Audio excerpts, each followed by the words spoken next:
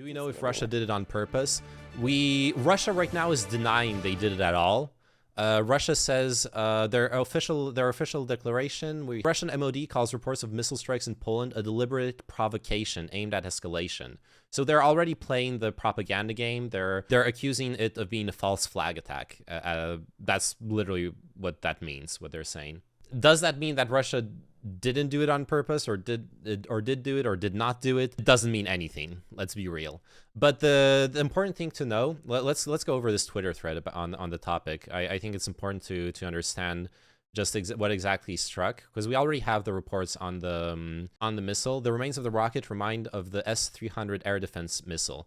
Why is this important? Of all the options that those OSINT people are evoking as possible sources for the missile, they could be a Ukrainian misfire as well. I have absolutely no confidence that this is any sort of false flag attack, but it absolutely could be, you know, a mistargeting from the Ukrainian side, just as well as it could be from the Russian side. It's more likely Russian.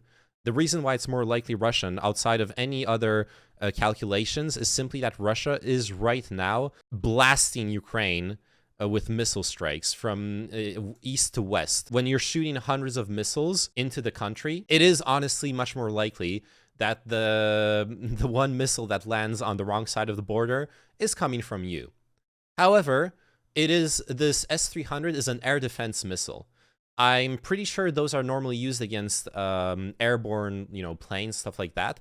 But it could have been shot at, for example, Russian loitering munitions. It could have been used in defense by Ukraine and then mistargeted or misfired. There is a small chance, in my opinion, there's a small chance that it could be Ukrainian still. The US says it is looking into reports from Poland which say it's not the first time that they missed. It's not the first time that either side missed. Let's be honest. Those are old Soviet munitions. This isn't the dank $500 million super smart targeted missiles that the US claims it's using, etc., etc.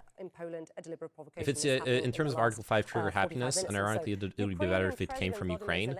If it's Ukrainian, then Poland wants to trigger Article 5, no chance. Yeah.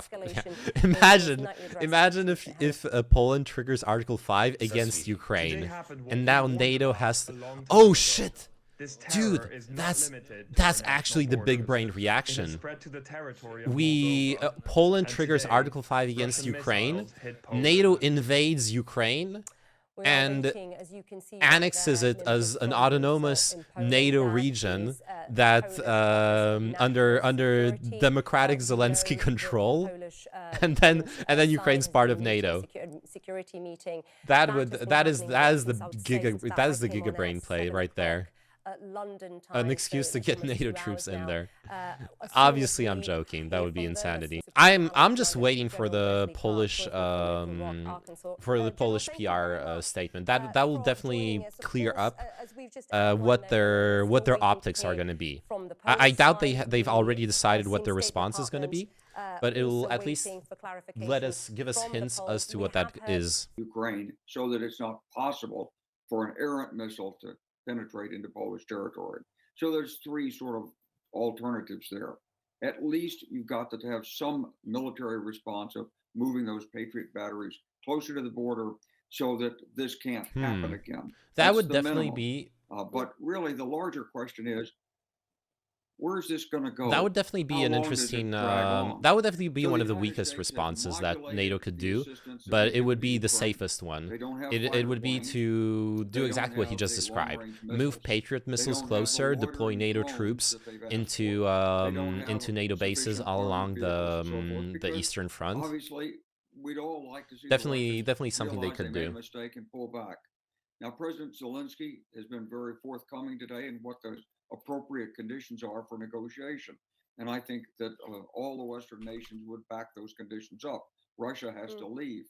But in the absence of Russia deciding to leave, it's in everyone in the West's interest to get this over with as rapidly as possible. So we really need to ramp up the support, military support, that we're giving to Ukraine. The best way to end this is to drive the Russian forces out of Ukraine. And yes, there's risks and there's bad weather and so forth, but let's not let this drag on into the summer of 2023. Let's get it over with. If Russia doesn't want to negotiate, fine, push them out militarily. Based. And we have Fucking, heard they from, don't want to negotiate, just President win, Zelensky, forehead. who said that I today appreciate happened that confidence. what we warned about a long time ago, General. This is something that I've heard time and time again in the last few hours. That's right. And the thing about this is that Putin is still playing on his original game plan. Exhaust the Ukrainians. If he gets a military victory in Ukraine, fine. If he doesn't, split NATO. He tried to go after the United States political system. That didn't quite work. I think the United States is going to be able to very strongly continue to support Ukraine in this. So that it doesn't, especially with how the midterms went. It seems very, very unlikely that one way to interpret that the Ukraine war is going to be this destructive split in U.S. politics at this point. CNN exclusive: U.S. intelligence suggests Russia put off announcing Kherson retreat until after midterm elections. The U.S. has intelligence that Russia may have, so this isn't definite, delayed announcing its withdrawal from the Ukraine city of Kherson, in part to avoid giving the Biden administration a political win ahead of the midterm elections. That's interesting. That makes sense. It does make sense that they would try to calculate around that. The U.S. logistics, U.S. budgeting is absolutely central to Ukrainian defense. Senior Russian officials discussed the U.S. midterms as a factor during deliberations about the withdrawal announcement. One person familiar with the intelligence said, "Waiting until after the U.S. election was always a pre-planned condition of Russia's withdrawal." Interesting. U.S. intel has been really, really good in general when it comes to Russian movements, when it comes to Russian intentions. I am very, very, very I find it very, very trustworthy in general when it comes to this war. U.S. intel has not disappointed me yet. We haven't been this close to nuclear war since Pelosi went to Taiwan a few months ago. No, that was bullshit.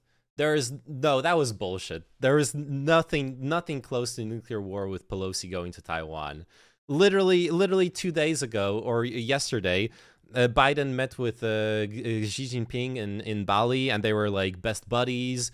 One China, Taiwan, the province of Taiwan, blah blah blah. Obviously, Biden can't afford to be really hard on Taiwan since we're committed in Ukraine now, and I think that's just a very realistic calculation. But no, the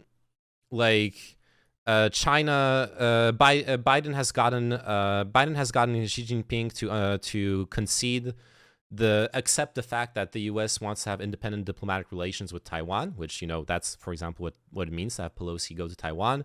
And in exchange, Biden recognized one China and reiterated all the guarantees of one China and all that stuff. But also, I don't think this is going to be nuclear war. The last message I want you to get from this stream, barring something insane that comes out during the Polish press release, but we will see about that. At the moment, I think fear-mongering is irresponsible. I think it is very, very, very unlikely that any serious escalation comes out of this, for the very simple reason that it's 99.99999% this is an accident, which means that the response has to be proportional to what actually happened. It's 2 deaths, which should never have happened, but 2 accidental deaths in a war don't warrant a full-on response. From Times Radio, Article 5 can happen, says analyst. Sure, and nuclear war can happen as well. What are the chances of it happening? That is the real question. Saying it can happen means nothing. Wouldn't say 99.9%? Well, we will see.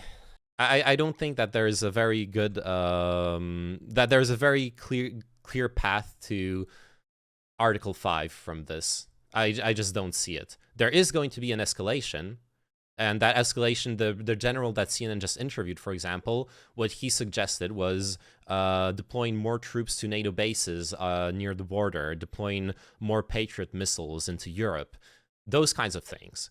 Other kinds of escalations would be escalations in the support given to Ukraine. Something that's been taboo until now is that we have never given weapons to Ukraine that were long range. The HIMARS munitions that they receive are the low range HIMARS munitions. The US has blocked Poland from giving planes to Ukraine for one simple reason. It's that that kind of weaponry would enable Ukraine to strike into Russian territory. That would be a much higher, much more serious escalation in this situation. That is also on the table, and would still be far from Article 5. And I'm sure they have other options in their playbook. The problem is that this isn't going to warrant, if that is not going to warrant response, then Russia is allowed to go ham with bombarding border area and just claim teehee oopsie didn't mean to. Of course, and there is going to be a response. At no moment I've said there's going to be no response. I'm just saying the response isn't going to be World War III. What if those deaths were military family or some political elite? It's all about optics. Dude, I'm no offense to Przewodów, but like, look at this village, okay? This is not a village where some super important Polish military family, government family lives. I'm sorry.